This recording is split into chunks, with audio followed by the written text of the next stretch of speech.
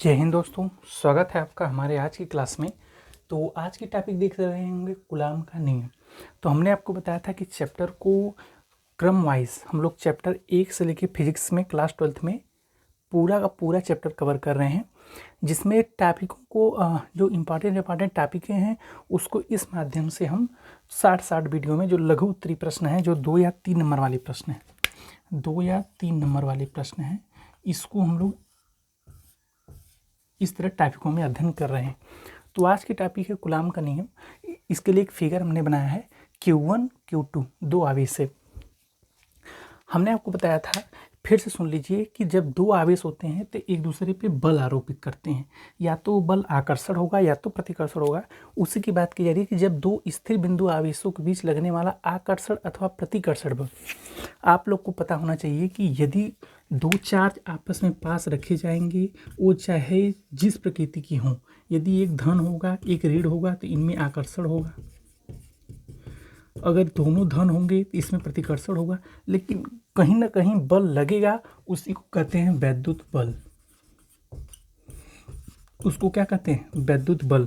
वो वैद्युत बल या तो आकर्षण की प्रकृति का होगा या तो प्रतिकर्षण की प्रकृति का होगा।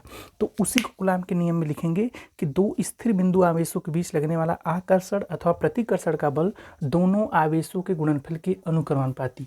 यदि इसको यप से प्रदर्शित करें तो ये कह रहा है दोनों आवेशों के गुणनफल के अनुक्रमानुपाती। याद रहे, ये इनकी मात्राओं के गुणनफल के अनुक्रमानुपाती होता है। मात्राओं के मतलब या तो ये धनात्मक हो ऋणात्मक हो, इससे कोई भी मतलब नहीं है। फिर उन्होंने कहा है कि गुणनफल के अनुक्रमानुपाती तथा उनके बीच की दूरी के वर्ग के व्युत्क्रमानुपाती। कौन?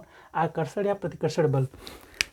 अब हम लिख सकते हैं क्या कि F is inversely proportional to उनकी दूरी के वर्ग के व्युत्क्रमानुपाती। इनके बीच की दूरी r है, दोनों को मिला देंगे, हो जाएगा F is directly proportional to Q1 Q2 upon r square. ये वाला चिन्ह हटाएंगे, आपको पता है क्या लगता है, नियतांक Q1 Q2 upon r square. आप लोग को मैं बता दूं कि इस नियतांक की वैल्यू होती है k equal to 1 upon 4 pi epsilon 0, जिसकी वैल्यू होती है 9 × 10⁹ रख देंगे। F इक्वल टू हो जाएगा 1 upon 4 pi epsilon 0 Q1 Q2 upon r square. यही कूलॉम के नियम के बल का व्यंजक है।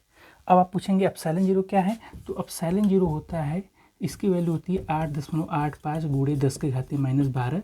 इसको कहते हैं निर्वात की वैद्युतशीलता। निर्वात की वैद्युतशीलता।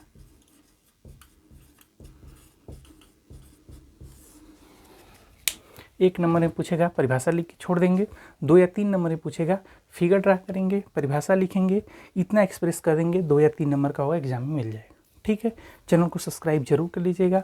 आपके बोर्ड से रिलेटेड सभी चीज़ें इस चैनल पे आती रहेंगी।